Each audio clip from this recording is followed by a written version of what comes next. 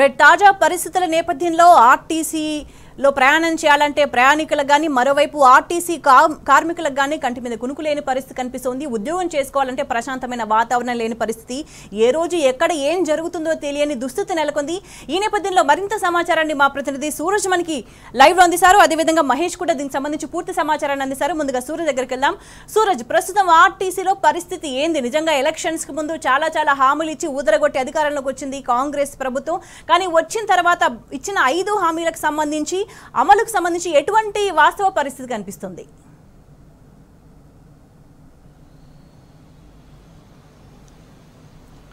స్వేచ్ఛ, నిజం చెప్పాలంటే కాంగ్రెస్ ప్రకటించిన హామీలు ఇప్పటివరకు ఒకటి కూడా ముందుకు పోలేదని చెప్పాల్సి ఉంటుంది. అయితే వాళ్ళు టీఎస్ఆర్టీసీని టీజీఆర్టీసీగా పేరు మార్చినంత సులభం కాదు ఈ హామీలు నెరవేర్చడం అని చెప్పేసి తేలిపోయింది. ఎందుకంటే ఆర్టీసీ ఇంకా కష్టాల కడల్లోనే తమ పోరాటాన్ని సాగిస్తుందనే చెప్పాల్సి ఉంటుంది. ప్రభుత్వ పరంగా చూసుకుంటే కనుక ఒక 4-5 అంశాలపైన చాలా స్పష్టంగా దృష్టి సారించాల్సి ఉంటుంది.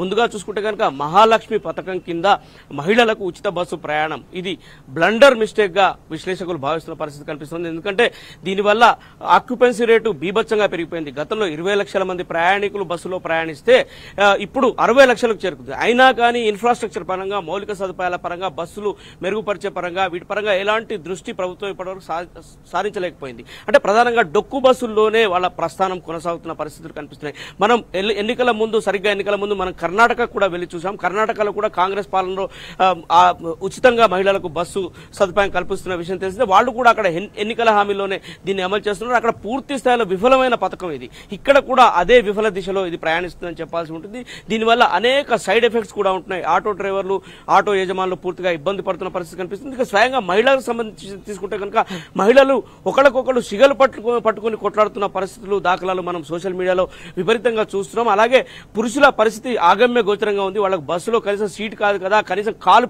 అడుగు పెట్టే ఒక పరిస్థితి కూడా కరువైన పరిస్థితి. అంటే ప్రయాణికులు డబ్బిచ్చి ప్రయాణం చేయాలనుకునే వాళ్ళు ఆర్టీసీ బస్సు ఎక్కలేకపోతున్నారు.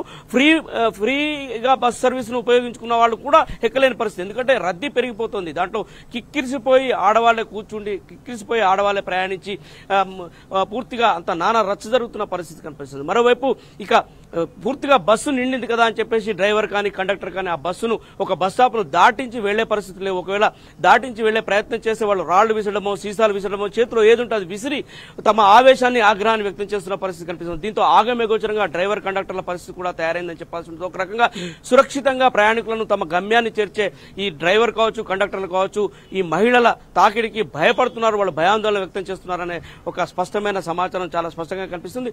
ఇక ఈ విషయాన్ని పక్కన పెడితే రెండో ప్రభుత్వ పరంగా చూసుకుంటే కనుక విలీనానికి సంబంధించిన ప్రక్రియ ఎంతవరకు వచ్చిందనే దానికి సంబంధించి కూడా పెద్ద ఎత్తున చర్చ సాగుతుంది. ఎందుకంటే అప్పుడు బీఆర్ఎస్ ప్రభుత్వం కేసీఆర్ నేపథ్యంలో ఒక చట్టాన్ని కూడా తీసుకొచ్చింది. ఆర్టీసీని ప్రభుత్వంలో విలీనం చేస్తామని చెప్పేసి అందుకు సంబంధించిన చట్టాన్ని కూడా తీసుకొచ్చింది. గవర్నర్ తమిళిసై సౌందరరాజన్ దీన్ని చట్టాన్ని కూడా ఆమోదించారు.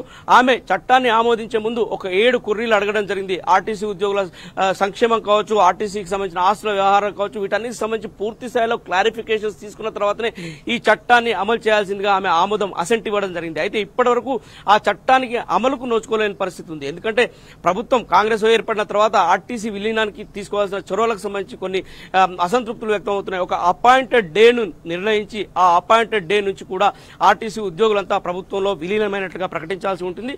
అపాయింటెడ్ డే తర్వాత సెక్రటరియట్ లో, ఇక్కడ సచివాలయంలో ఆర్టీసీకి సంబంధించిన ఒక ప్రభుత్వ పరమైన శాఖను కేటాయించాల్సి ఉంటుంది. శాఖను ఎస్టాబ్లిష్ చేయాల్సి ఉంటుంది. కొత్త శాఖను సృష్టించాల్సి ఉంటుంది. ఆ కొత్త శాఖకు ఒక ప్రిన్సిపల్ సెక్రటరీ స్థాయి అధికారిని నియమించాలి. ఆ తర్వాత అందుకు తగ్గట్టుగా సెక్షన్లు, ఆ తర్వాత అధికార గణం అంతా కూడా సబ్ సెక్షన్లు ఇవన్నీ కూడా ఏర్పాటు చేయాల్సి ఉంటుంది. ఈ శాఖాపరమైన ఇవన్నీ జరిగితే కానీ, అక్కడ అపాయింటెడ్ డే నిర్ణయం అయితే కానీ ఈ ఆర్టీసీ విలీనం ప్రక్రియ పూర్తయినట్టు కాదు. అప్పుడు కానీ ఆర్టీసీ ఉద్యోగులకు on par with government employees జీతభత్యాలు చెల్లించేందుకు అవకాశాలు ఉన్నాయి. ఆ పరిస్థితిలో మాత్రమే జీతభత్యాలకు చెల్లించాల్సిన అవసరం ఉంటుంది. ఇక బడ్జెట్ లో తీసుకుంటే కనుక మొన్నటి బడ్జెట్ లో 4,500 కోట్ల రూపాయలు కేటాయించడం జరిగింది. అయితే ఇది ఏదైతే ఈ ఫ్రీ బస్సు ఉచిత బస్సు మహిళల కోసం అమలు చేస్తున్నారు. ఇందుకు సంబంధించి కూడా కొంత కేటాయింపులు జరిగాయి. అయితే దీనికి సంబంధించి గతంలో మునిపెన్నడూ లేని కారణంగా ఆర్థిక శాఖలో ఒక హెడ్ ఆఫ్ అకౌంట్ దీనికి సంబంధించి ఈ పేమెంట్లకు సంబంధించి లేకుండా ఉంది. ఇప్పటి వరకు కన్సెషన్స్ ఏవైతే జర్నలిస్టులు కావచ్చు ఇతరత్ర కన్సెషన్లు ఏవైతే ఇస్తున్నారో ఆ కన్సెషన్ లో భాగంగానే మహిళల ఉచితానికి సంబంధించిన చెల్లింపులు ప్రభుత్వం తరఫున ఆర్టీసీకి అందుతున్నాయి. అవి కూడా అరకుర 2 నెలల లేట్ గా అందుతున్నట్లుగా కూడా ఒక వాదన బలంగా వినిపిస్తుంది. ఆర్టీసీ ఉద్యోగులు ఒక రకమైన ప్రభుత్వం పట్ల ఒక రకమైన నిరాశావాదం చాలా స్పష్టంగా నెలకొని ఉందని చెప్పాల్సి ఉంటుంది. ఎందుకంటే వాళ్లకు పీఆర్సీ అమలు చేయాల్సి ఉంది. గడిచిన 2 పీఆర్సీలో వాళ్ళకు మొండి చేసి చూపించిన పరిస్థితి. ఇప్పుడు 3వ పీఆర్సీ అంటే దీంట్లో ఇంక్లూడ్ చేయాల్సిన పరిస్థితి. ఈ పీఆర్సీ చెల్లింపులకు సంబంధించి కూడా కాంగ్రెస్ పార్టీ స్పష్టమైన హామీ ఇచ్చింది. పీఆర్సీ చెల్లింపులు కావచ్చు, గతంలో ఏదైతే 2013లో కొన్ని బాండ్స్ ఉద్యోగులకు ఇవ్వడం జరిగింది, కండక్టర్లకు డ్రైవర్లకు ఇతర ఉద్యోగులకు ఇవ్వడం జరిగింది. ఆ బాండ్స్ కు సంబంధించిన డబ్బులు కూడా విడుదల చేయాల్సిన అవసరం ఇప్పుడు కాంగ్రెస్ ప్రభుత్వానికి ఉంది. దాదాపుగా 280 కోట్ల రూపాయల డబ్బులు విడుదల చేయాల్సి ఉంటే వాటికి సంబంధించి కేవలం 100-120 కోట్ల రూపాయలు డ్రైవర్లకు మాత్రమే చెల్లింపులు జరిగాయి. ఇంకా మిగిలిన పేమెంట్లు కండక్టర్లకు ఈ బాండ్లకు సంబంధించిన పేమెంట్లు రావాల్సి ఉందని చెప్పేసి కూడా ఉద్యోగ సంఘాలు అడుగుతున్న పరిస్థితి కనిపిస్తుంది. ఇక ఏవైతే ఈ గతంలో రద్దయ్యాయో, ఏవైతే వీళ్ళ అసోసియేషన్స్ వీళ్ళ యూనియన్స్ ఏవైతే రద్దయ్యాయో వాటిని పునరుద్ధరిస్తామని చెప్పేసి కూడా కాంగ్రెస్ పార్టీ స్పష్టమైన హామీ ఇచ్చింది. ఈ పునరుద్ధరణకు సంబంధించి కూడా ఇప్పటి వరకు కనీసంగా ఒక్క అడుగు కూడా ముందుకు పడలేదని చెప్పేసి కార్మిక నాయకులు ఆగ్రహం వ్యక్తం చేస్తున్నారు. కార్మిక సంఘాలు ఉంటే కనుక వాళ్ళ అవసరాలు తీర్చుకోవడానికి యాజమాన్యంతో కొంత సంప్రదింపులు జరిపి వాళ్ళ డిమాండ్లను యాజమాన్య దృష్టికి తీసుకుపోయి సాధించుకునే అవకాశాలు ఉంటాయని వాళ్ళు వెల్లడిస్తున్న పరిస్థితి కనిపిస్తుంది.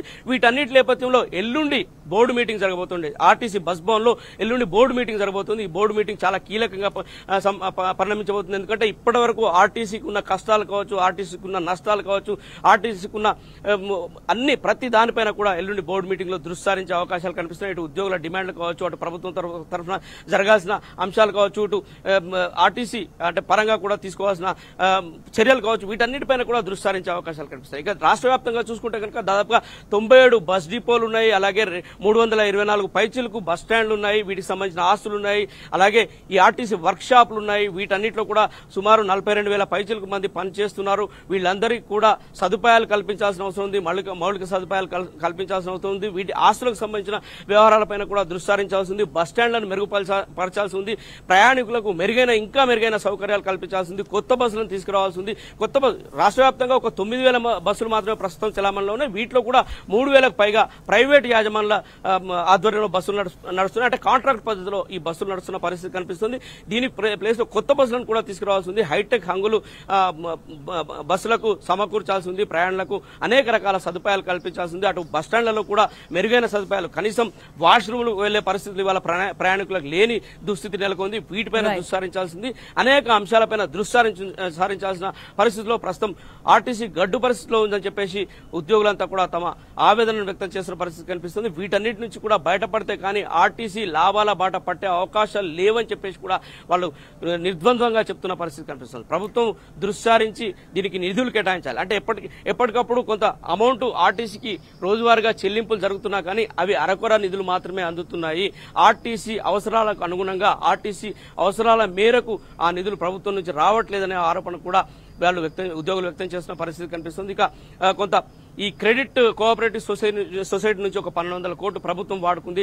దాన్ని కూడా రివర్ట్ చేయాల్సి ఉంది. దాన్ని కూడా వెనక్కి తిరిగి ఇచ్చేయాల్సి ఉంది. దీంట్లో ఒక 200 కోట్లు మాత్రం ఇప్పటికీ చెల్లింపులు జరిగాయి. ఇంకా 1000 కోట్ల పెండింగ్ ఉంది. దీనికి సంబంధించి కూడా ప్రభుత్వం దృష్టి సారించాల్సిన అవసరం ఉంది. ఎందుకంటే ప్రస్తుతం ఆర్థిక పరిస్థితి చూస్తే కనుక రాష్ట్ర ఆర్థిక పరిస్థితి చిన్న భిన్నంగా ఉందని చెప్పేసి కాంగ్రెస్ పాలకులు చెప్తున్న నేపథ్యంలో ఇప్పుడు ఆర్టీసీకి వాళ్ళు ఎలాంటి మేలు, ఎలాంటి హంగులు తీసుకురాగలుగుతారనే దానిపైన కూడా అనేక సంశయాలు వ్యక్తం అవుతున్నాయి. ఇన్ని రకాల కాంప్లెక్సిటీల మధ్యలో అసలు ఆర్టీసీ పరిస్థితి ఆగమ్య గోచరంగా ఉందని చెప్పేసి కూడా యూనియన్ నాయకులు ఆవేదన వ్యక్తం చేస్తున్న పరిస్థితి కనిపిస్తుంది. స్వేచ్ఛ. రైట్ సూరజ్, మొత్తంగా ఆర్టీసీ పట్ల, ఆర్టీసీ కార్మికుల పట్ల ప్రభుత్వ వైఖరితో ఆర్టీసీలో మరిన్ని సమస్యలు పెరగడమే కాదు, రోజువారీ జీవితానికి సంబంధించి అసలు ఆర్టీసీ కార్మికుల భవిష్యత్తే ప్రశ్నార్థకంగా మారిన పరిస్థితి కనిపిస్తుంది.